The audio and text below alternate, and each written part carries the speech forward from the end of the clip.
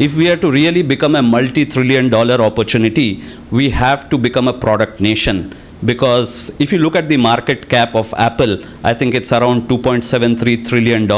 If you look at the market cap of Microsoft, it's about $3.25 trillion. So you just add Microsoft and Apple, and that's an aspiration for India in that sense, right?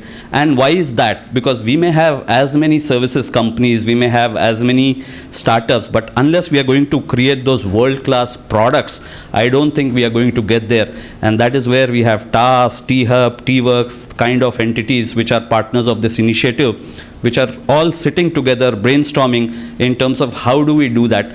And to make product nation, we need product engineers.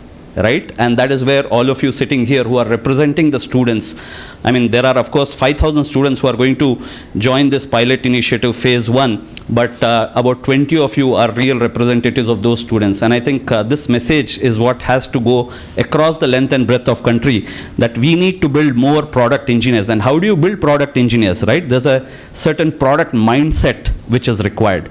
You don't, you don't get up one day morning and say, today I'm becoming a product engineer. There's a certain mindset which has to be created right from schooling, college, and grooming in the industry, right? And this picture is what I want some of you to retain with you.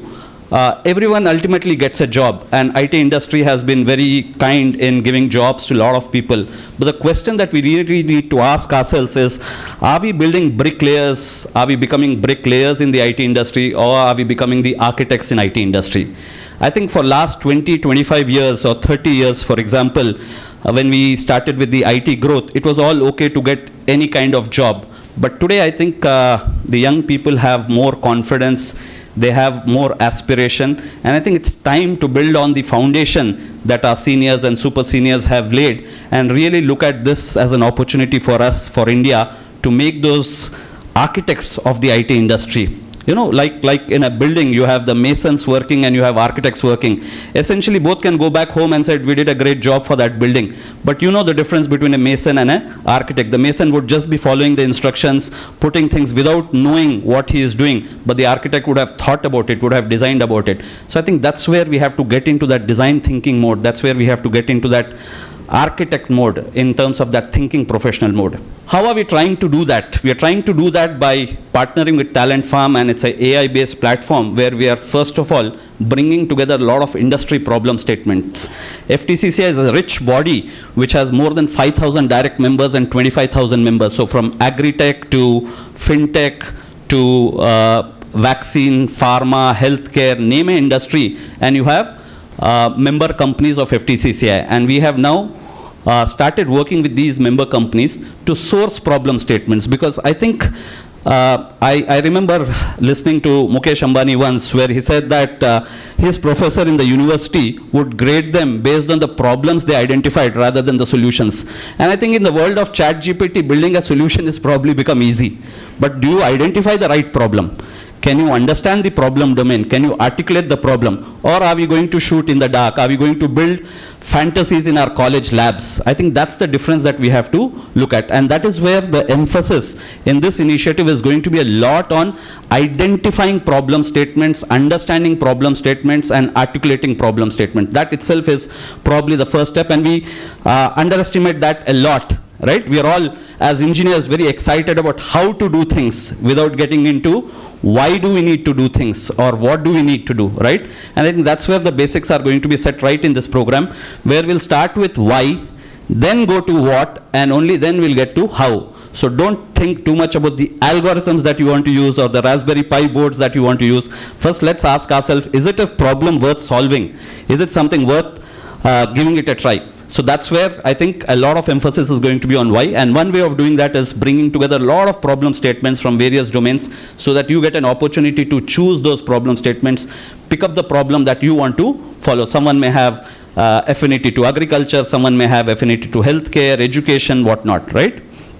The other important thing that we are trying to do in this is get a lot of mentors. So we're very fortunate, and quite a few of them are sitting here today. We have some of the best-in-class mentors, and these are not mentors who have just lent their name. These are mentors who are lending their time. These are mentors who are working with us, discussing with us, brainstorming with us, helping us build the product better, helping us build this initiative better. In the ICT team itself, you saw a wide range of people coming from all sections of the society, coming from very large MNCs like SAP, startups, organizations like T-Hub and NASCOM, all kinds of organizations. So it's really an initiative where people have got together, because all of us have been struggling with this problem for the last 20, 30 years. I remember sitting as a student in 1997, 96, and someone coming and talking about the gap between industry and academia. And unfortunately, after 24 years back, I am standing here and talking about the same thing. Nothing much has changed, right? And I think we've had enough of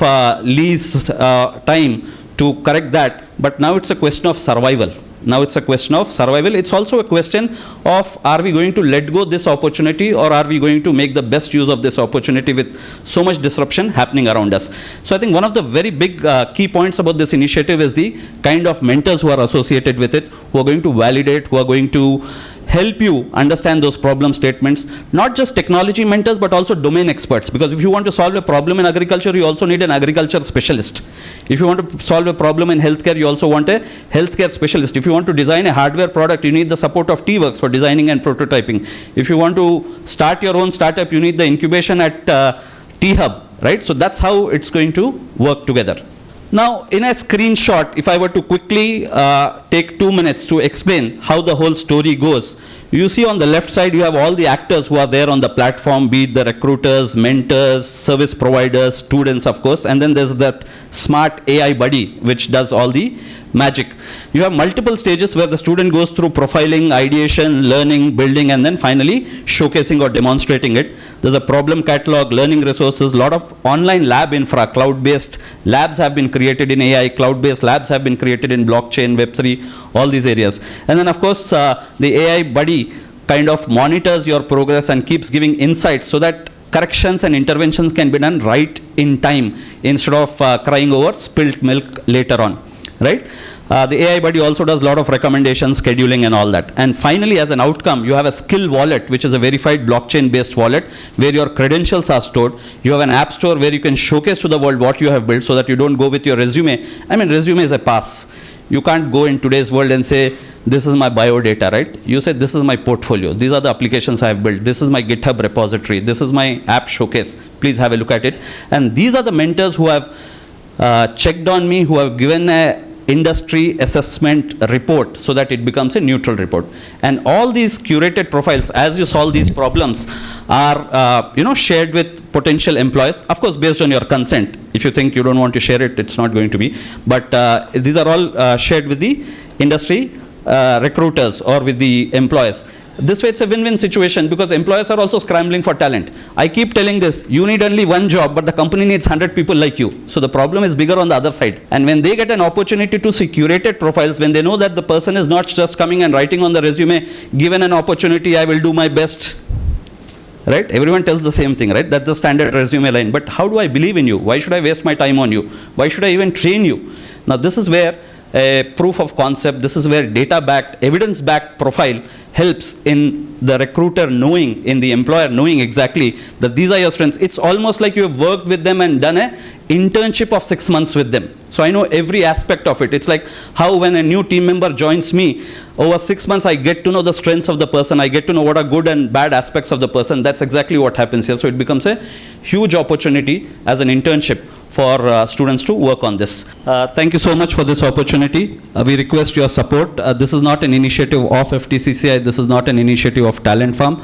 This is an initiative which is going to be successful when all stakeholders work together. So I request the students, the academic fraternity, the industry mentors who are here, the partner organizations who are here to please come together and let's make it a reality. Thank you. To stay informed about the startup ecosystem, subscribe to My Startup TV.